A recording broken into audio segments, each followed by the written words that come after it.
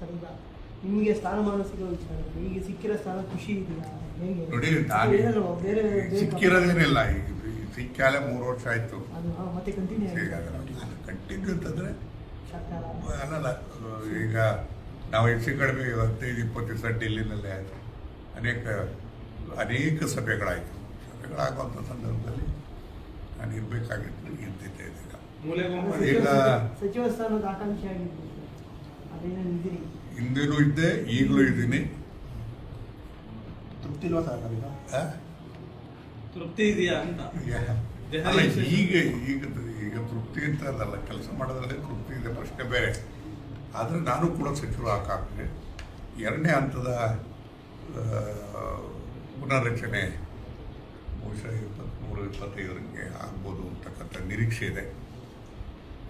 ಅಲ್ಲಿನ ಚಲನವಲನ ಏನು ಅಂತಕ್ಕಂಥದ್ದು ಗೊತ್ತಿದೆ. ಎಲ್ಲ ಒಂದು ಕಡೆಗೆ ವಿಶ್ವಾಸ ಇದೆ. ಯಾವ ಖಾತೆ ಮೇಲೆ ಆಸೆ ಪಟ್ಟಿದ್ದೀರಿ? ಖಾತೆ ಗೀತೆ ಎಲ್ಲ ಮೊದಲು ಪುನರ್ರಚನೆಯಲ್ಲಿ ಸಚಿವ ಕಾನೂನು ಸಚಿವರಾಗ್ತೀರಾ ಅಂತ ನಂದಿದೆ.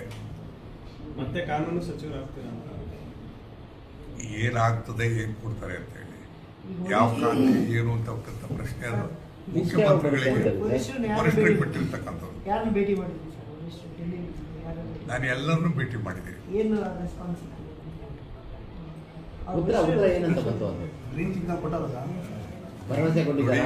ರಾಜಕೀಯದಲ್ಲಿ ಯಾರು ಗ್ರೀನ್ ಸಿಗ್ನಲ್ ಪಾಸಿಟಿವ್ ಆನ್ಸರ್ ಕೊಡೋದಿಲ್ಲ.